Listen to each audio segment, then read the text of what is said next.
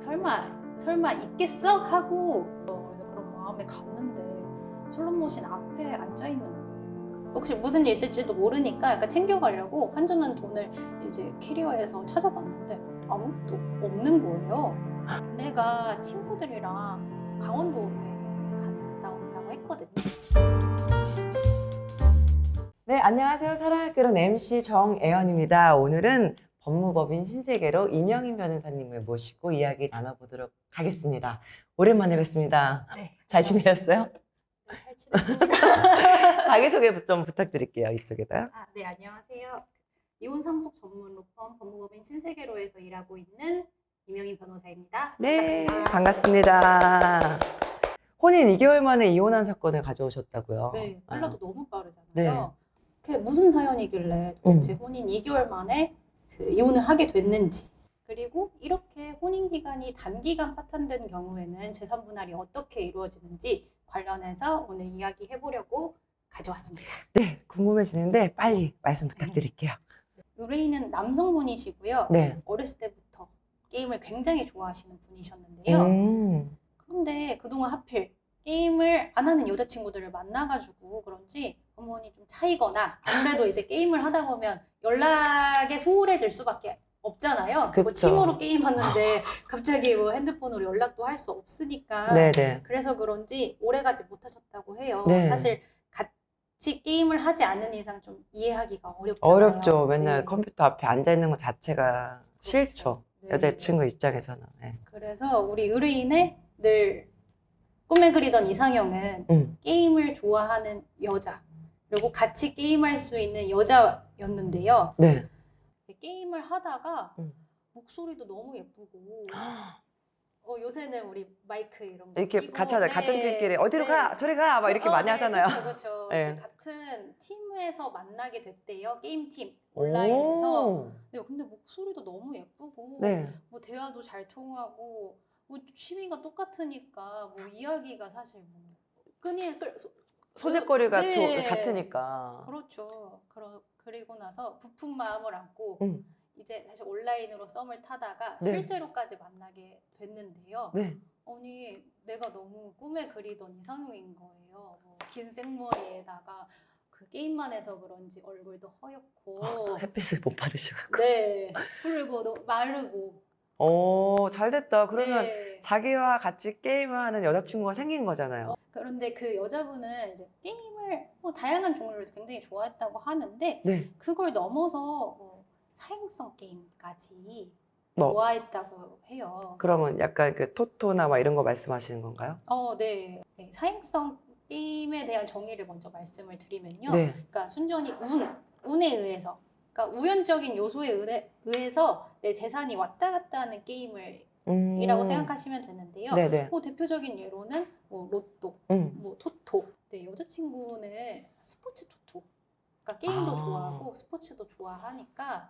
원체 게임 종류를 다양하게 좋아하시는 분이었던 거네요. 네, 그래서 스포츠 토토를 하는 거예요. 네네. 근데 사실 뭐 이제 합법이기도 하고 뭐 사설 도박 사이트 이런 경우에는 뭐 베팅액도 크고 이럴 텐데 그래도 여자친구가 하는 선은 뭐 베팅액도 크지도 않고 뭐 합법의 경계에서 하는 거니까 뭐 찜찜하긴 했는데 그냥 넘어갔다고 합니다. 네네. 그러다가 1년 연애 끝에 이제 두 분은 결혼을 하게 되는데요. 근데 문제는 신혼여행에서 일어나게 됩니다. 그렇죠. 저는 이렇게 러브 스토리인 줄만 알고 막 듣고 있다가 지금까지는 너무나 완벽한 아름다운 약간의 부부였던 것 같아요. 왜냐면 취미도 같고 같이 즐길 수 있고 그리고 또 매번 차에다가 봤는데 실질적으로 이쁘기까지도 하니까 네. 얼마나 좋으셨겠어요. 그렇죠. 문제는 신혼여행이라는 거죠. 네, 신혼여행 어디로 가신 거예요? 신혼여행은? 의뢰인 부부는요 신혼여행지가 라스베가스였어요. 뭐 향락과 도박의 도시잖아요. 그쵸. 최적의 약간 그 본인들이 좋아하는 것도 그쵸. 있고, 네, 그곳으로 가셨네요. 네. 네. 뭐 신나게 놀고 관광도 하고 뭐 카지노도 가서 뭐 슬롯머신도 하고 굉장히 재밌게 놀았대요. 네. 그리고 나서 이제 호텔로 돌아왔죠. 네. 왔는데 얼마나 피곤하겠어요. 비행 시간도 있고, 그쵸. 뭐 돌아다니고 걷고, 뭐 게임도 하고 음. 이러니까 너무 피곤해서 의뢰인은 이제 씻고 바로 기절을 했대요. 네네. 그런데 새벽에 문득 눈이 딱 떠져서 보니까 옆에 아내가 없는 거예요. 밤에요? 네, 새벽에? 새벽에. 어디 갔을까요? 설마.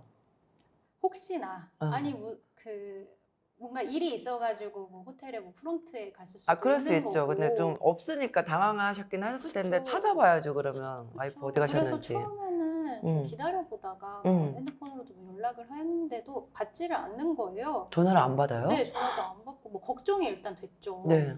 근데 혹시나 하는 생각이 번뜩 스치더래요. 네. 혹시 그 저녁에 갔던 카지노에 설마 있겠어? 하고 사실 걱정이 많이 됐죠. 그래서 그런 마음에 갔는데 슬롯머신 앞에 앉아 있는 거예요. 아, 대단하다. 대박이다. 아니 그리고 의뢰인이 나가면서 뭐 조금 돈을 혹시 무슨 일 있을지도 모르니까 약간 챙겨가려고 환전한 돈을 이제 캐리어에서 찾아봤는데 아무것도 없는 거예요. 그러면 갖고 있던 그 현금을 다 들고 내려가셔서 환전한 돈 다 가지고 가서 그래서 전부 어떻게 됐어? 잃었대요. 전부 잃었대요? 네. 그래서 그럼 남편분은 아내분을 데리고 다시 올라오신 데리고 거예요? 왔죠. 네. 근데 그 뭔가 내가 평소에 알고 있던 아내의 모습이 아니더래요. 그러니까 눈은 이제 완전 소위 말하면 뭐 눈이 돌아가 있었던 거죠. 계속해서 그리고 뭔가 다시 환전해서 가려고 하는 거예요. 심지어 호텔에 데려갔는데 또 불구하고 자기는 또 가야 된다고? 네. 너무 깜짝 놀란 우리 의뢰인은 좀 초반에 이런 거를 잡아야겠다 생각해가지고 화를 내시면서 이제 강력하게 이제 그러면 안 된다고 좀 다그쳤다고 해요. 저 같아도 화가 날 것 같아요. 그쵸. 네. 근데 뭐 하는 짓이냐고 신혼여행 와가지고 그쵸. 아까 낮에 했으면 지금 안 해야지. 그쵸. 네. 오락의 범위를 넘어선 거잖아요. 그리고 상식적이지 못한 행동이잖아요. 새벽에. 그렇죠. 그것도 부부가 신혼여행이면 둘이 같이 있고 항상 동행을 하잖아요. 그렇죠. 단독 행동을 거의 안 하잖아요. 네, 맞아요. 네. 그래서 이제 아내를 다그쳤는데요. 우리 의뢰인한테 돌아오는 거는 아내의 욕설이었다고 합니다. 어머, 심각하다. 네. 그리고 심지어 이게 그 우리 의뢰인이 아내의 욕설을 굽히지 않고 좀 나가지 못하게 문도 막아섰는데요. 이게 밀치기까지 하면서 좀 폭행까지 남편한테? 네 하셨다고 합니다. 아, 그러면 거의 도박에 이런 말 해도 될지 모르겠는데 거의 눈이 돌아가신 거잖아요. 네, 그렇죠. 빠지신 거잖아요, 도박에. 네. 그래서 어쨌든 뭐 신혼여행을 그렇게 하고 돌아오셨을 것 같아요. 네. 그런 사건이 있고. 예. 돌아오셔서는 어떻게 되셨어요? 어떻게든 뭐 어찌됐든 나머지 일정의 마무리를 서로 감정이 상한 상황이었지만요. 뭐 마무리를 하고 돌아왔다고 해요. 네네. 근데 문제는 신혼여행을 다녀오고 나서였어요. 근데 아내가 친구들이랑 강원도 여행을 갔다 온다고 했거든요. 강원도면 또 이제 뭐 전적이 또 있으니까 아, 네, 그쵸. 듣자마자 저 같으면 제가 남편이었으면 못 갈 것 같은데 이렇게 얘기했을 것 근데 같은데. 뭐 워낙 강원도 좋은 곳 많잖아요. 아, 그쵸. 우리가 알고 있는 그 정선 말고도 뭐 바다도 네, 있고. 강릉, 속초 네네. 좋은 곳 많아요. 네. 양양도 네. 있고. 그런데 이제 여행에 다녀온 아내의 손목을 봤는데요. 늘 차고 있는 시계가 있었거든요. 네. 예물로 받은 시계였는데 그게 안 보이는 거예요. 예물시계면 가격도 상당히 나갈 것 같은데. 그렇죠. 뭐 수백만 원 하잖아요. 네.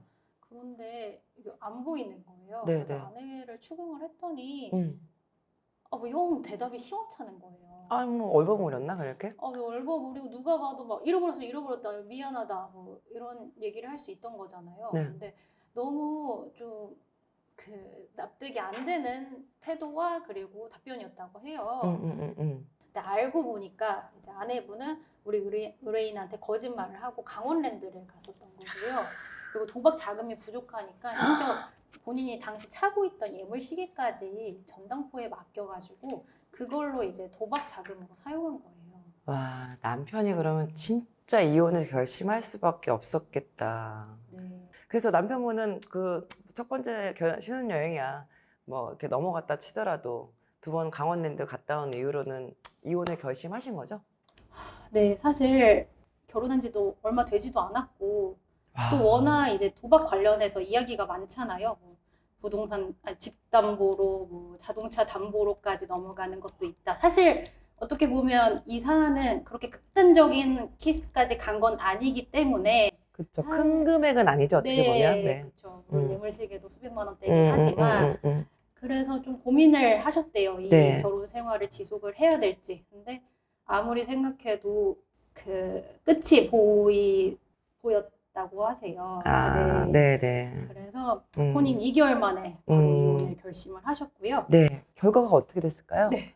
먼저 우리나라 대법원 판례를 소개를 해드리면요. 네. 이렇게 혼인이 성립한 경우에도 의미 있는 혼인을 했다고 볼 수 없는 아주 단기간에 파탄된 경우에는 네. 그 유책 배우자가 아닌 배우자가 우리 사연에서는 의뢰인인 남편분이시죠? 네. 제 남편분이 원상회복으로 예물이랑 예단을 반환을 구할 수 있고요. 그리고 또 결혼식 비용이나 혼인 준비 비용 같은 경우를 손해배상으로 구할 수 있다고 보고 있습니다. 아, 네, 그렇군요. 네, 우리 사연 같은 경우에는 네. 아내분이 그래도 잘못을 인정을 하시더라고요. 그래서 어느 정도 일정한 금액을 이제 전부하고 싶다. 남편분한테 용서도 구하고 그래서 좀 소송으로 진행하다가 조정의 합의 의사가 일치가 되었어요.